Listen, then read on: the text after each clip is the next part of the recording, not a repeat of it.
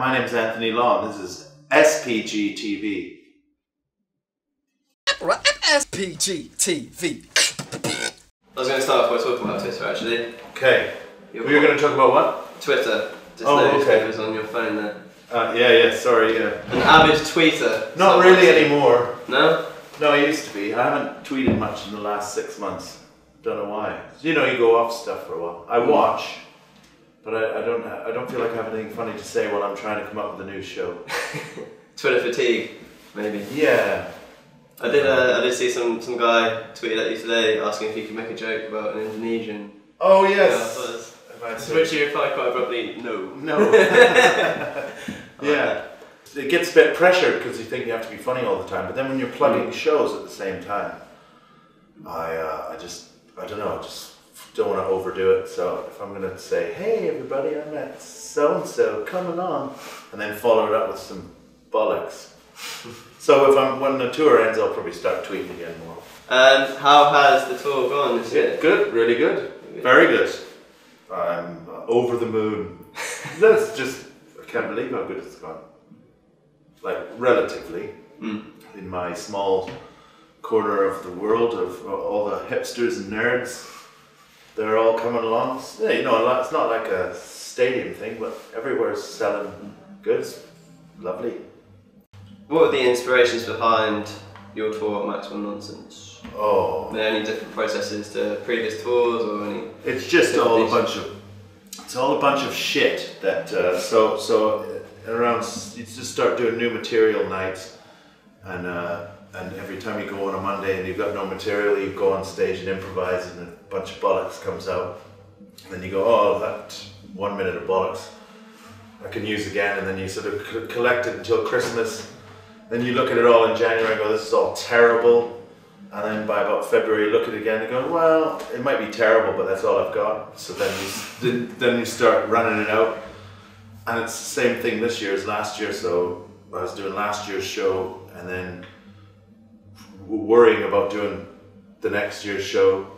And so you just do it. You just have to start throwing it out, and it's all a pile of shit for ages. And then if you keep doing it, if you keep chucking mud at the wall long enough, it'll stick. And suddenly you remember bits, and if you can remember it, it must be good. Have you kept the black leotard that you were wearing? Yes, I've still got black leotard. I was thinking about bringing it back next year, possibly. Nice. But I'm not quite ready to bring it back out yet. Saving it from the time. Yeah, I'm more in my explorer phase, moving that on. So I always I've waist-high trousers the last 2 years in a row. Different ones with different combinations. And then this year I've gone for a Genovese for this 2013. When I go to Edinburgh, it's going to be like a 16th century Genoese sailor. That's my inspiration. Nice. Yeah, so hard to explain. But so no unitard for a while. But it will be making an appearance again. It will. I have to apologise for my shitty beard. That's a good beard. As well. No, I had to shave it down for a job. I'm embarrassed about this. It's more impressive. I need a nicer big. Oh, that's the sort of beard I'm after. The curls. Yeah, a little bit of that. So I had to shave it off though. Do you feel a bit naked? I do. I feel naked when I shave mine off. It's horrible, isn't it? I don't like it at all. I look like I'm about 19 when I shave it right off. Makes me look too young, too baby faced. And you know, always getting asked for, I get an ID'd a lot. Yeah? Yeah. Right now. Have you seen your Wikipedia entry? No. The description of Tony Law? No, I don't look at anything about me online at all. No. Never. Okay. Never. I don't want to hear it. No? Can I a little extract? Yeah. So it is actually relevant to what you just said about the Explorer. It just said, Viking / Explorer style hair. Oh, okay. Well, that'll do. So they hit the nail on the head with that one. No, that's nice. I didn't think you would bring something horrible in. Hey, have you read what they've written about you on YouTube? That sounds horrible. No, that's why I barely use the internet, especially when it comes to me. All I look up is maybe history, or Arsenal website, or transfer rumors. but mostly like history bits if you're reading something and then don't want to go out and buy a book. Or porn. I'm trying to not watch porn. I really am, and it's not very often. I've nearly hit the nail on the head because it's getting pretty boring. But you always have relapses. I did like a tweet of yours a few months back. But I thought it was quite funny anyway. It said, "Oh no, Nickelback just played as I left stage in Leeds." Oh yes, that was just the other night. Was that a wounding experience for you? Well, yeah, it was almost like the fact that I was born in or grew up in Canada. That it was just such a bad. I didn't want to be connected to Nickelback in any way. And as soon as it was a great first half, and then all of a sudden they come on, and I saw this is horrific. I don't want to have anything to do with Nickelback. Have you had any other bad music playoffs or music that you haven't pre-booked? Well, no, that's the only one that stuck out. Normally you don't notice, so obviously they've played you off with something decent enough. I usually give my own play thing, but my phone was dead. So. You've appeared on all of the big UK TV panel shows. Not all. Most. Yeah, I haven't done Mock the Week. That's a good one. Is that a name of yours, do you think? Would you like to appear on that show? I don't think so. It No? looks too hard to me. How have I got news for you there? That was terrifying, yeah. Is it? Yeah, but I'm pretty well read, so I felt like I knew what was going on. And the guys on it were really nice. Ian and Paul Merton. They were lovely, brilliant guys. And then the Clarkson, he was intimidating, I found. Is he? Yeah. He's nice enough, but we just didn't quite connect. The other guys were great though, they really made me feel welcome. I enjoyed it.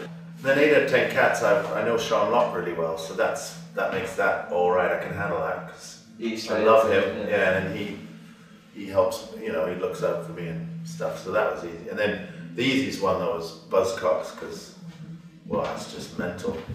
Because when you go in to do the preparation, they go, look, don't do any writing. Don't write any, don't pre-prepare some stuff. And I was like, yeah. It's pure improv, like, you just go on and just waffle. And then Noel and me and whoever else is on it, just get into your own world. It's just like hanging out. Yeah. I imagine you would have had quite a good connection with Noel. Yeah, pretty good. I've known him for a long time. So, he's more weird than me. But so I think we have a nice balance. Putting us on the same team's a bit mental. And then Paloma Faith was on the one we did, and she's bonkers. Yeah, she is a bit really lovely and bonkers though. Is it a different sort of preparation then, for like getting ready to go on a TV show as opposed to preparing yourself for a stand-up gig like tonight? Yeah, they're more terrifying, I think. But they're more exciting in a way. No, they're not more exciting. I think they're the same. I don't know. I have no idea. I find them a little bit nerve-wracking, but that's only because I've not done very many of them. Because the last couple of times, I found them easier because I was sort of accustomed to, the stress of it all. But it's quite fun getting ready for a gig like this. I enjoy it. I get excited. And excited is good. Terrified is not as good. Not so good. It seems like a real healthy fleet of Canadian comics at the moment in the UK. Do you spend much time with the likes of like Catherine Ryan and Stuart Francis? No, I only just met Catherine Ryan. Didn't know her at all, and I've only met her once or twice. They tend to separate us, I suppose, on the club nights. And I've known Stuart for a long time, but I don't see much of him for the same reason. I was quite good friends with Phil Nicol. He and I were here. Well, I started over here before any of the other ones had come. So they all did it there and then came over, I think. Mike Wilmot I know really well. Craig Campbell I know. Glenn Wolfe. Fuck, there's a lot of them, isn't there? But I don't really have anything much to do with them for no other reason than we don't ever mix. Stuart Francis is good, isn't he? Yeah, he's pretty weird. I'm a big fan of Catherine Ryan as well. Alright, I've never seen her do her shtick. I heard she's just potty mouthed. Yeah. Is she potty mouthed? She's a little bit potty mouthed. Yeah. A little bit. She gets away with it. I'm a big fan. I'll bet. What's the comedy scene like in Canada then? I guess you moved here I moved here when I was like 19. So I never did comedy in Canada, so I have no idea. And I haven't even been there for 9 years, so I don't really know. I'm Canadian because I spent up till 19 there, but I haven't really been back much since. So I'm sort of a Londoner who travels around Britain like a kind of a snake oil salesman and happens to have a Canadian accent, sort of.